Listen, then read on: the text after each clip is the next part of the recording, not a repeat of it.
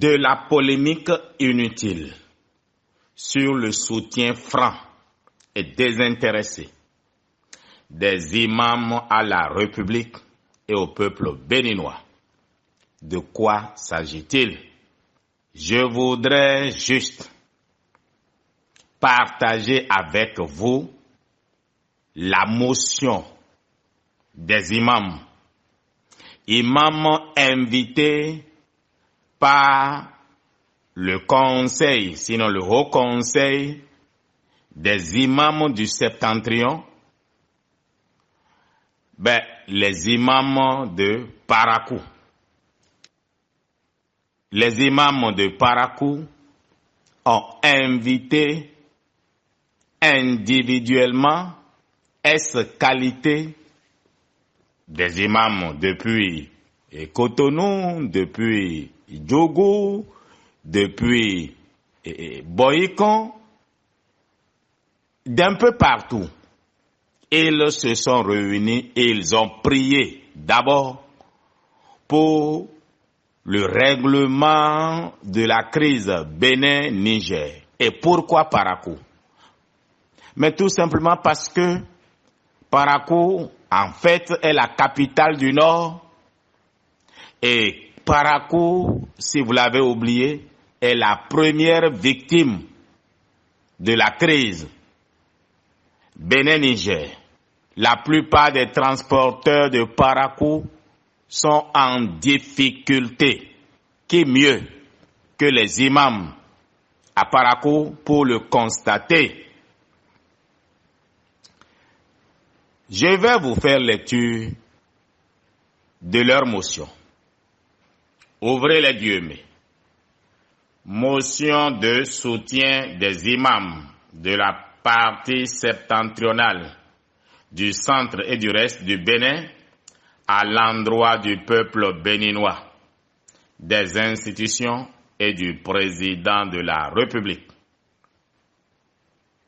Nous, imams de la partie septentrionale, du centre et du reste du Bénin, sous le leadership de l'imam central de Bohikon, l'imam central de Djougou, l'imam central de Parakou et des autres imams, apportons notre soutien indéfectible au peuple béninois, aux institutions et au président de la République, Patrice Talon. L'islam est régi par la loi et c'est par cette loi que le prophète Mohammed, bénédiction d'Allah sur lui, a gouverné le monde musulman. À cet effet, nous en appelons au respect des textes de la République, au respect de la laïcité de l'État et surtout au respect du code voté par l'Assemblée nationale et promulgué par le chef de l'État au nom de la cohésion nationale, de la paix sociale. Le Bénin est un et indivisible. Nous devons éviter de faire interférer la religion et la politique.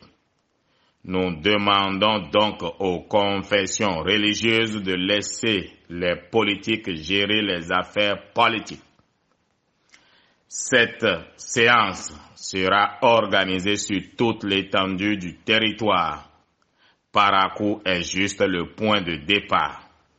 Vive le peuple béninois, vive les institutions de la République, vive le président de la République. Je vous remercie. Fermez les guillemets. Chers compatriotes, à quel moment vous avez entendu une motion faite au nom de l'Union islamique du Bénin? Quand et à quel moment? La prière est organisée à Parakou. L'Union islamique du Bénin a son siège à Cotonou et sa mosquée principale à Cotonou. Vous croyez que l'Union islamique du Bénin ira faire son activité hors de ses locaux, hors de sa base, et aller à Parakou? Est-ce que parce qu'on appartient à l'Union islamique du Bénin, on ne peut plus aller prier ailleurs, ensemble avec d'autres leaders religieux? C'est une question. Au fait, et vous allez vous reconnaître, ils ont été nombreux à m'appeler. Oui, pourquoi Gbadamassi a mis l'islam en erreur, a mis les imams en erreur. Oui, ça c'est le montage de Gbadamassi. Et patati et patata.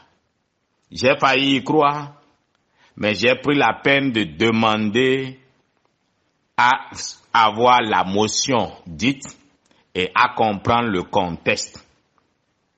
Mon cher Gbadamassi, qu'Allah te bénisse pour l'initiative, si c'est vraiment toi qui as pris cette initiative.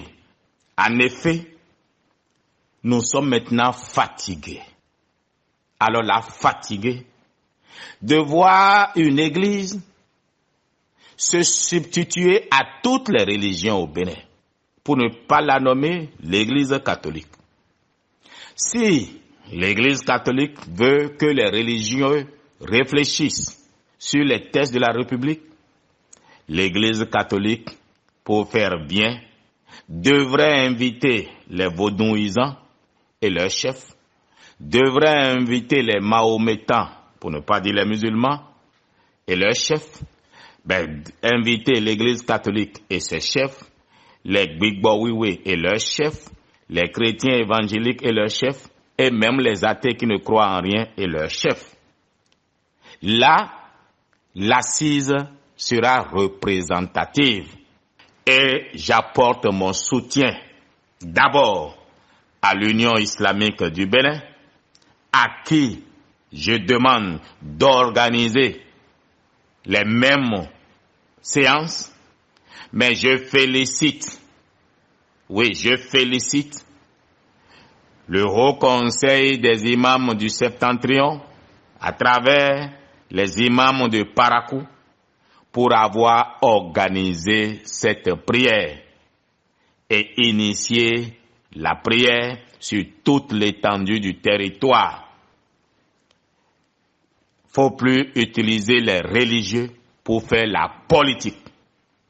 Vous qui souvent êtes appelés pour aller prier pour un parti d'opposition et prendre position contre la République, allez relire le Coran et vous verrez que des religieux ne doivent pas s'opposer au pouvoir établi.